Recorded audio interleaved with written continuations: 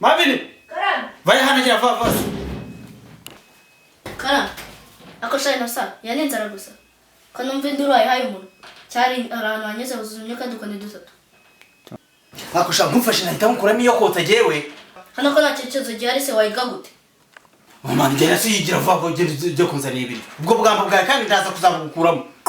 Sike wagira ngo kabaga cagenze buri gihe umunsi wose kuva mu gitondo kugeza izuba rireze. Sha iryo vogo nyisigaye mfite nzari gutumbura amazaho kandi bimwira bigushiremo.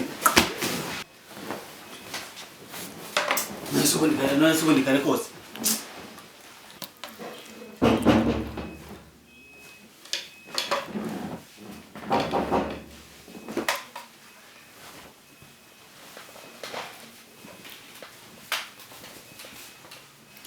Karibu man. Man.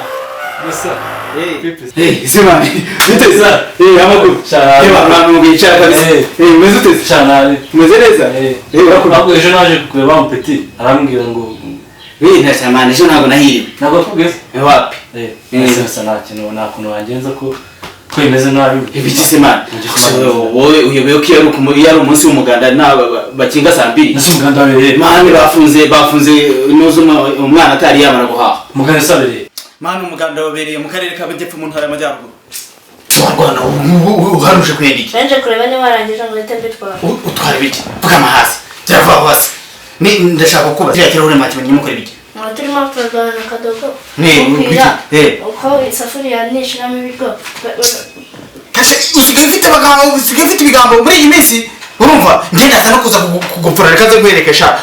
Gera vuba hasi ugenda utunganya biriya bintu byari hari. Gera vuba hasi. Ese uramwana ikintu nakuze n'igi. Aisha mane ntabwo rwose ntabwo mbizi. Ase mane bite byawe. Njye kureba mu mama rega nta biryo bihari singiye kukubi. Njye kureba. Njye mu gikoni hari igihe ryo kwirebera. Ngaho sigenda nyine.